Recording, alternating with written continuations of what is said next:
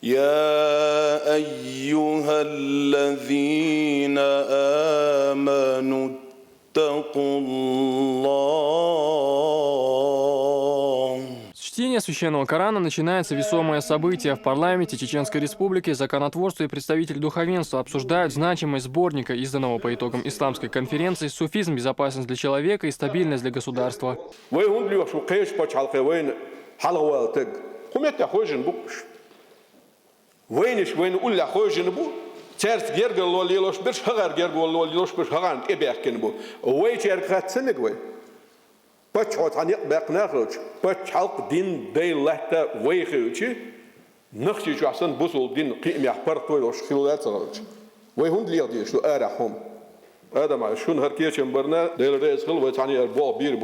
Презентация собрала много почетных гостей, среди них потомки пророка Мухаммада, да благословит его Аллах и приветствует, из Ливии и Сирии. Это шейх Ахмад Джабраиль ат-Тальхи и шейх Абдурахман Абу Шар. В сборник «Суфизм. Безопасность для человечества и стабильность для государств» вошли выступления участников Международной исламской конференции, прошедшей в чеченской столице в конце августа прошлого года. Депутатам парламента и сотрудникам аппарата правительства новое издание презентовал советник главы региона Адам Шахидов.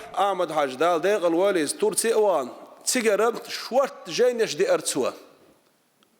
Вабиш духал дош дол жейнеш дариш. Кузаман айлм надин дош дол жейнеш дариш. Масит жейн суега قيشر. 93-4 года от жейнш تعبوا برأس. بوق بايدا أخل رسون. وابش دحال دعديت هما أقول دلير. علما سيد عدو يشتغل شيء. تانكي جنا حقيقة دولشبو. В